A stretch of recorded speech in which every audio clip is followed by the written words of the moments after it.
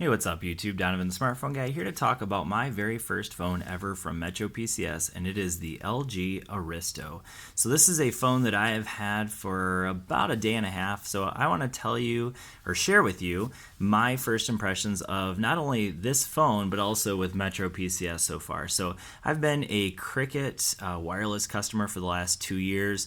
And with that being said, I've had 2 SIMs on Cricket Wireless, so I decided to switch one of those SIMs over to MetroPCS and give them a try, and also give a try to the LG Aristo as well. So far, I'm going to start out with my feelings on MetroPCS. So far, the speeds have been blazing, and my signal has been excellent. I'm getting about 50 megabits per second download, whereas with Cricket, of course, you're capped at 8. So yeah, definitely has been a huge thumbs up in terms of speeds and in terms of signal strength. So that's definitely a huge plus for MetroPCS, and I might even be moving my main SIM to MetroPCS here real quick. And keeping my secondary on Cricket. So with that being said, let's go ahead and jump into some of the specs around this phone, and then we'll go ahead and jump into some of my first impressions of the phone as well. So spec-wise, we're talking about a phone that is 4G, of course, 4G LTE enabled.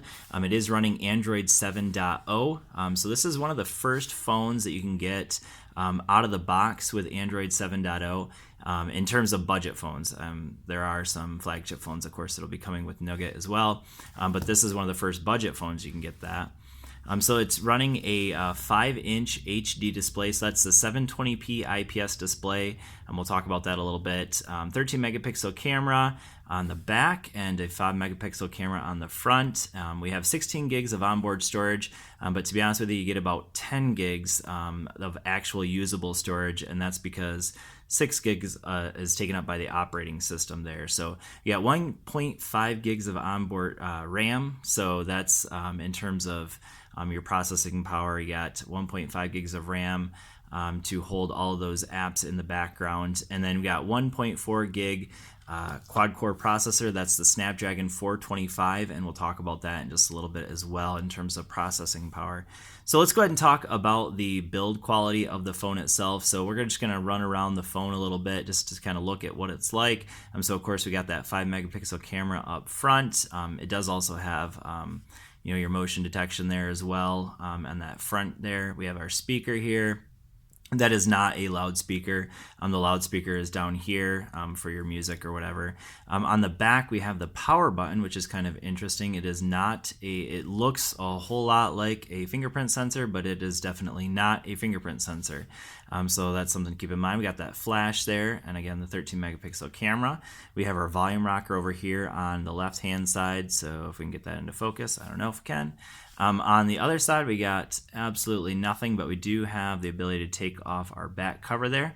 On the top, we just have a microphone, and on the bottom, we have a microphone. Our micro USB, so that is a little bit outdated, so it's got a new operating system, but it is running the older charging system there with the micro USB, and then we have our 3.5 millimeter headphone jack. I'm going to go ahead and take the back cover off to reveal our 2410 milliamp hour battery. Again, there's our speaker. 2410 milliamp hour battery. It is take a nano SIM, and then also we have a slot there for a micro SD card. And so you can put up to a 32 gig micro SD card. I have not tried that out yet. So I'll be doing that more as we go into taking a look at this phone. So when I do more in-depth coverage, we'll talk about that a little bit more. So that's the basic specs of the phone. So again, it is a 720p display. So let's just kind of talk about my first impressions of the display. I will say this so far, I think 720p is the right size for this phone. Anything bigger than that, and I just don't think that a 1080p display would be good for a phone that only has a 2410 milliamp hour battery. So that's a pretty small battery, and the 720p, in my opinion, looks pretty good. You will see some pixels, but the pixel density is like 248, I believe, PPI, which isn't too bad. Certainly not flagship kind of phone. I will mention also that I picked this up for technically free. I just had to pay for my first month, and then I think I had to pay a small activation fee as well. So I walked out the door with this phone for like $60. The full retail price of this phone is $130, which I think so far my general view is that that's probably a decent price for it. Right now, I believe you can get it actually for $70 because there's a $60 mail-in rebate. So yeah, that's a pretty good deal, I think, for this phone because it's a pretty decent phone in my opinion. It's not perfect by any means, but it's a good phone for that price point in my opinion. So with that being said, let's go ahead and jump into some of the other things about the phone that will be important. In terms of the operating system itself, of course, it is running Android 7.0, but it does have that LG skin on top of it. So you can see that, LG likes to change things up a little bit. So we have our quick toggles up here. Some things that are worth mentioning there. We do have we have the comfort view, which kind of changes all the whites to yellows. So I think that's for while you're in bed. We have this color inversion option, which changes all the whites to black and all the blacks to white. That's actually kind of cool. I'm not exactly sure why or when you would use that. Maybe at night again. I'm not really sure. And then we have, of course, our flashlight. Those are just our quick settings. That quick capture is kind of cool because it does a screenshot and then you can actually write over the screen as well. I do kind of like that one as well. But yeah, so those are our quick settings, and then jumping into the main settings itself. Not a whole lot to talk about here. Basically, you're pretty much the same as all the regular LG settings that you normally get. So in the general, let's see if there's anything worth mentioning here. So we do have the shortcut keys. I don't really see anything. I will go into storage just to kind of show you. So right now I have 9.56 used, but I've thrown on quite a few apps. So in general, like I said, about 10 gigs is what you're going to get out of the box of internal storage that is usable. Battery is definitely worth mentioning. So you can see here that I'm at 49% right now. I'm going to go ahead and jump into, so I don't actually have any kind of like battery saving on right now.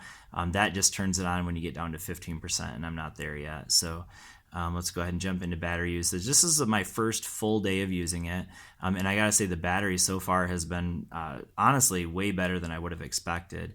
So you can see here I'm at 2 hours and 42 minutes of screen on time, and I'm at 49%. And I haven't charged it or anything today. So to be at 49% this late at night, so it's 11:30 almost, and I've been using it all day off and on, but still it's been my main phone pretty much all day. So about 3 hours of screen on time, and I'm still at 49%. So you're looking at about, in the first day of usage, around 5 to 5.5 hours of screen on time is what it's looking like I will get, and that's pretty darn good in my opinion. So that's definitely something worth mentioning. A whole lot better than I would have expected with that small battery. So over in the display, let's see if there's anything worth mentioning. There's a lot of themes that you can throw on here. So you can see that I'm actually not using the main theme it comes with. In this store here, you got a ton of themes you can jump into. I like this black and bold. I actually had that one for a little bit earlier today. I was just kind of messing with some of the themes that were available. So that's the one it comes with. That's your very traditional LG theme there. But tons of themes you can look at. So I'm not going to get into all of those, but there are some fun ones in there, like the one I'm using right now. That bonfire theme is kind of cool. So we can rearrange some of the home touch buttons as well, so we can change the button combination. So you can add in the notification and the capture buttons as well, and then we can move them around. So that's kind of cool. And let's see if there's anything else worth mentioning in here. Lots of things you can adjust within it. So we can adjust some of the basic screen options. We do have the knock-on available. You can change the display size, so you can turn it to small, medium, or large, I believe is what the options were there. We do have a motion sensor calibration there as well. Don't see anything else worth mentioning in here, but lots of theming that you can change in there. And of course, with this being an Android phone, eventually I probably will throw Nova Launch on there because this doesn't have an app drawer, and I'm sure you can probably add that in there, but as of right now, I haven't found that, so I'm sure it's available. But under the notifications, let's see if there's anything worth mentioning. Nothing I can see there worth mentioning. And then networks. Of course, with this being a MetroPCS phone, you have that Wi-Fi calling available, which is very cool. But yeah, so I think that kind of covers all of the biggest things. One thing I do want to mention, though, in terms of performance so far, for social networking, this phone has been really good. I haven't had any issues with lag or anything within any of the main social media websites like Twitter and Facebook and all that stuff. So it looks like I was looking at some marketplace stuff earlier. But yeah, so in terms of going through Facebook and Twitter, no issues at all. In terms of gaming, let's talk about that for just a second. Gaming, actually, I was kind of surprised at how well it loads the games. But the issue you might get, I did have definitely, without a doubt, some frame drops as I was playing. It was nothing that like hampered the gameplay at all. I think I felt like gameplay on this wasn't too bad, but you will definitely notice frame dropping. There's no question about that. Not the fastest GPU for sure, but still not terrible either. So you can see, this is not the heaviest game by any means, but we're gonna go down. I don't even know what I'm doing here. Does anyone know how to get past this level? This is a tough one. I flipped my car. All right, driver down. We're done. All right, game over. Game over. All right, so performance-wise, in general usage, you're going to find that it's pretty darn good. But yeah, in terms of gaming, not quite so good. Definitely worth mentioning is the cameras, because we should mention the cameras, of course, if I'm going to review this phone. The cameras so far, they're in good daylighting, it's not bad, but I will say this: the processing speed is pretty slow, especially if it's a low light situation. So we went to a concert last night. My daughter got her picture with some Christian artists, so you can see here it's pretty blurry, and that was a very slow processing speed there. In good lighting, the processing wasn't bad, but in bad lighting, it was pretty slow. It took quite a while for it to take that picture. So that's the front-facing camera. Again, kind of in low light, so not bad, but not a great one. So my daughter got her picture with her favorite musician, Britt Nicole, if anyone was wondering. But yeah, so I took a few pictures with it so far, and the processing power in good daylighting is no problem at all. It's quick, it's snappy, but when you get in low lighting, for some reason it's taking quite a while, and I'm guessing that's kind of like an HDR kind of thing.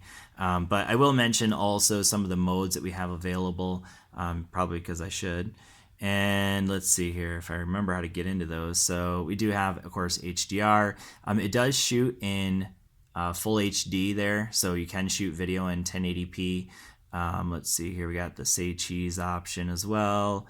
Let's see, in video, what do we got? So a few film options there. Within the camera, of course, we can just switch the cameras. That's all that's doing there. And yeah, so I think that's about it. And you can also do that to flip the cameras as well, which is kind of cool.